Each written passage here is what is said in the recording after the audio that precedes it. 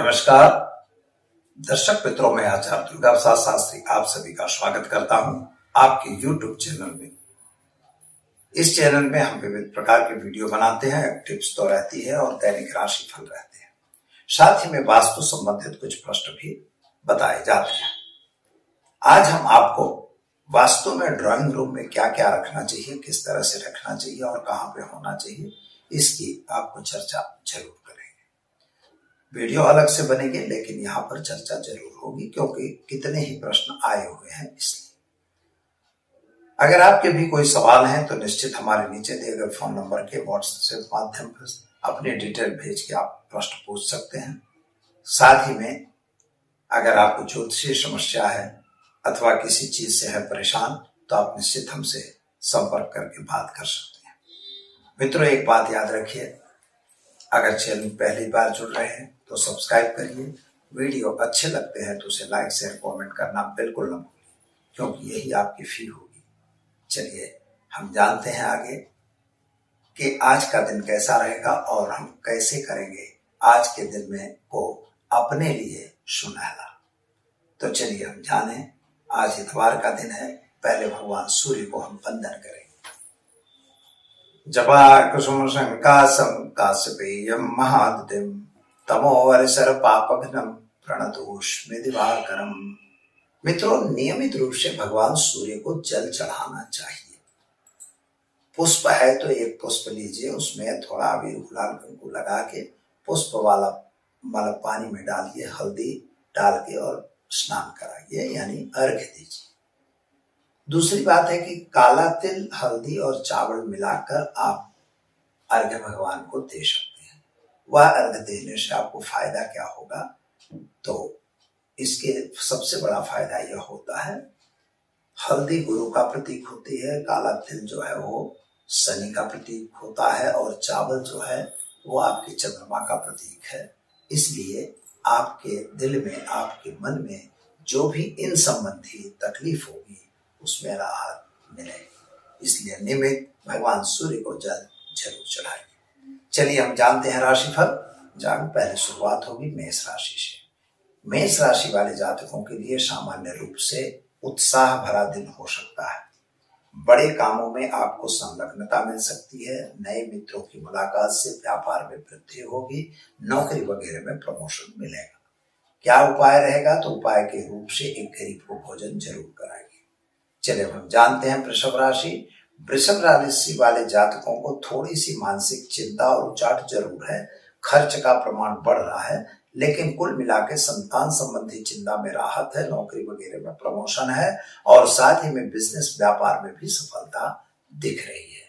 उपाय के तौर पर सिर पर जल चढ़ाकर दिन की शुरुआत करें, अच्छा दिन है। चले हम जानते हैं मिथुन राशि। मिथुन राशि वाले जातकों के लिए आपके जो पुराने कार्य रुके हुए थे, उन कार्यों के बनने की संभावना संपूर्ण बढ़ चुकी है। दूसरी बात है कि जिन पर आपने विश्वास किया था वही व्यक्ति आज आपको कोई नया कार्य लेके आया हुआ है। पैसों के लेन देन करने का समय अनुकूल नहीं है। क्या करेंगे उपाय, तो उपाय के तौर पर गाय को घास खिलाकर दिन की शुरुआत करें, अच्छा दिन जाएगा। चलिए अब हम जानते हैं कर्क राशि। कर्क राशि वाले जातकों के लिए सामान्य रूप से मन में उचाट और टेंशन बना हुआ है। खर्च का भी प्रमाण आपका बढ़ रहा है। शादी संबंध की बातें पूरी होंगी, उसमें कोई प्रॉब्लम नहीं आने वाली है। संतान प्राप्ति का भी योग बनता हुआ नजर आ रहा है। क्या करेंगे आप, तो ओम हम जुम शाह मंत्र का प्रयोग करके दिन की शुरुआत करें, अच्छा दिन रहेगा। चलिए हम जानते हैं सिंह राशि। सिंह राशि वाले जातकों के लिए सामान्य रूप से मन में जो ग्लानि थी वह ग्लानि आपको बाहर निकालनी होगी। अगर आप ऐसा नहीं करेंगे तो स्वास्थ्य नासाज हो सकता है। संतान संबंधी चिंताओं में राहत मिलेगी। विद्यार्थियों के लिए समय सुंदर और अच्छा दिखाई देता है। शादी संबंधी की कुछ बातें रुकती हुई नजर आ रही है, लेकिन फिर भी वो धीरे धीरे पूरी जरूर होंगी। क्या करना होगा, तो आज आप सूर्य भगवान को जल चढ़ाकर दिन की शुरुआत करें, अच्छा दिन जाएगा। चले हम जानते हैं कन्या राशि। पठाणाक्षरों से जिनका नाम प्रारंभ होता है उनके लिए आपके ग्रह गोचर के हिसाब से समय बढ़िया है। नए नए व्यक्तियों की मुलाकात भी हो रही है। मन में जो उचाट और टेंशन था उसमें राहत मिल रही है, लेकिन नौकरी में प्रमोशन मिलने से रुक रहा है। व्यापारियों के लिए समय अच्छा है, विद्यार्थियों के लिए सामान्य रीत से समय बढ़िया है। क्या करना होगा? तो गाय को घास खिलाकर दिन की शुरुआत करें, अच्छा दिन जाएगा। चलिए हम जानते हैं तुला राशि रत अक्षरों से जिनका नाम प्रारंभ होता है उनके लिए आपके ग्रह गोचर के हिसाब से देखा जाए तो समय बढ़िया है, लेकिन मन में कुछ नए सवाल आप लेके आए हैं, उन सवालों का सॉल्यूशन हो रहा है। परिवार और कुटुंब में थोड़ा सा क्लेश बन रहा है, संतान को लेकर थोड़ी सी चिंता बन रही है, साथ ही में आपके कैरियर को लेकर जो टेंशन था उसमें मुक्ति आपको मिल चुकी है। क्या करना होगा? तो आज आप ओम नमः शिवाय मंत्र का प्रयोग करके दिन की शुरुआत करें, अच्छा दिन रहेगा। चलिए हम जानते हैं वृश्चिक राशि न और या अक्षरों से जिनका नाम प्रारंभ होता है उनके लिए आपके ग्रह गोचर के हिसाब से देखें तो समय बढ़िया और सुंदर है, कामकाज भी मिलेगा, लेकिन एक बात है कि क्रोध के कारण आपके कार्य कुछ बिगड़ रहे हैं। मन में जो गांठ भरी हुई है उस गांठ को खोलने की आवश्यकता दिखाई देती है। आर्थिक तौर से समय सुंदर और अच्छा है, व्यापारियों के लिए समय बढ़िया है, नौकरी करने वालों को जरा सावधान रहने की जरूरत है। क्या करना होगा? तो गाय को गुड़ खिलाकर दिन की शुरुआत करें, अच्छा दिन जाएगा।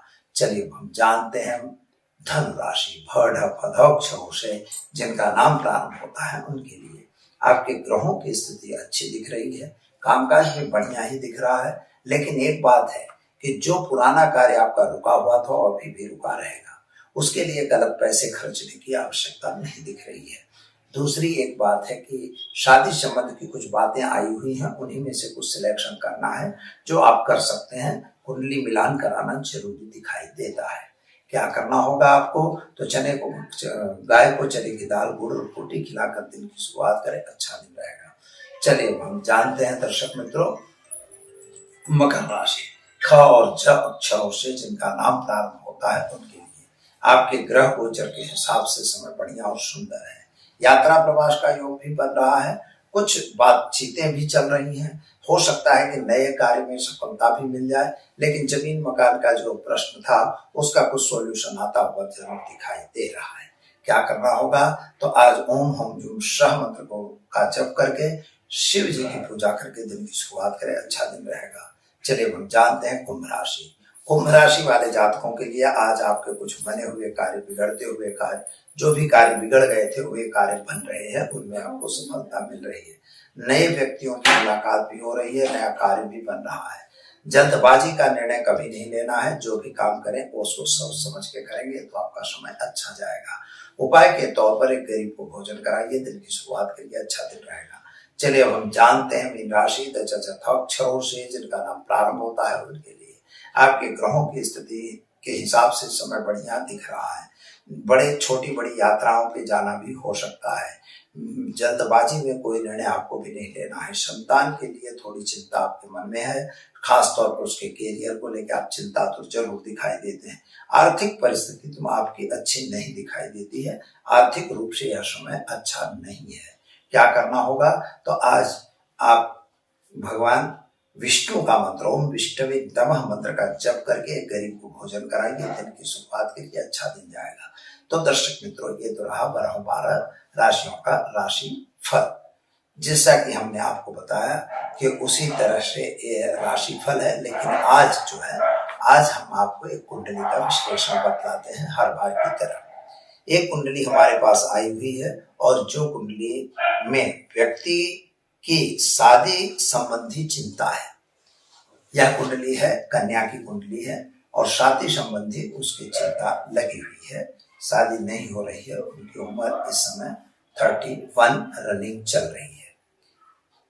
अब आगे के लिए उन्होंने विवरण को रोका है कि आपको बताना नहीं है तो हम नहीं बताएंगे। उनकी कुंडली जो है मिथुन लग्न से बनती है। मिथुन लग्न का मालिक जो बुध होता है और बुध उनके द्वादश भाव में बैठा हुआ है, यानी 12वें भाव में बैठा हुआ है। सूर्य के साथ बुध और शुक्र दोनों बैठे हैं, तो शुक्र और बुध दोनों की स्थिति जो बन रही है यह अच्छी स्थिति नहीं है। सूर्य के साथ शुक्र और सूर्य बुध आदित्य योग बनता है, लेकिन शुक्र बुध भी लक्ष्मी नारायण योग भी बनता है, लेकिन यह 12वां भाव है। 12वां भाव यानी व्यय का भाव है, लेकिन लग्न का व्यय हुआ। हम जो पूछ रहे हैं सप्तम भाव, तो इसमें नियम यह होता है कि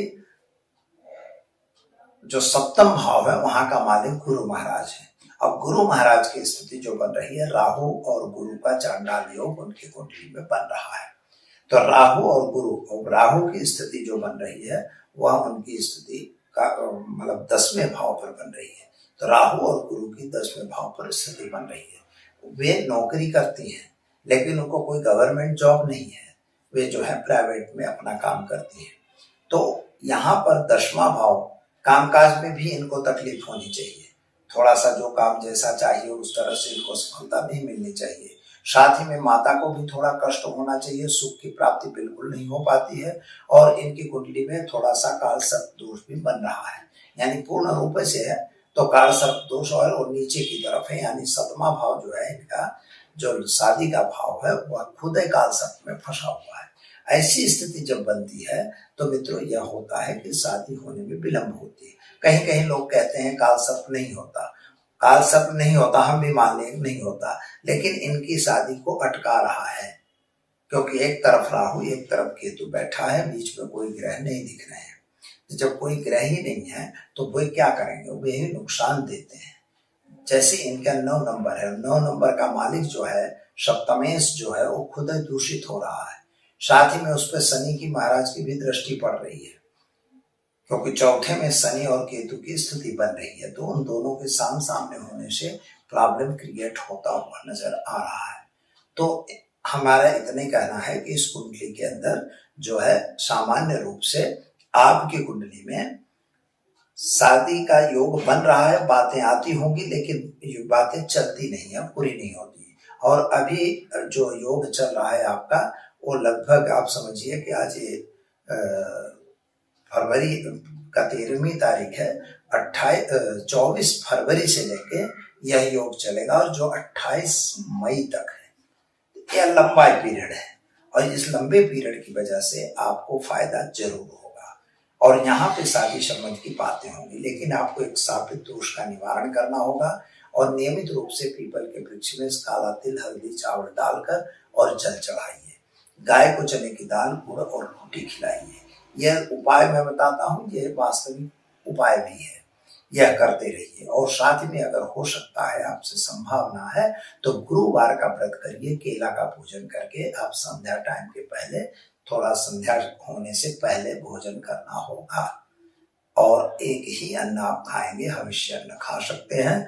ऐसा करने से आपको शादी की बातें जरूर चालू हो जाएंगी और पूर्ण भी हो जाएंगी। उपाय के तौर पर एक बात और करना पड़ेगा कि कात्यायनी महामाया महायोगी निधिश्वरी नंद गोपस्तम देवम पतिम मे गुरुते नमः, यह मंत्र भी एक है। इस मंत्र का प्रयोग अगर कर देते हैं या अनुष्ठानित कर देते हैं तो आपका कार्य यथाशीघ्र पूरा होगा। तो दीजिए आचार्य दुर्गा प्रसाद शास्त्री को इजाजत। नमस्कार।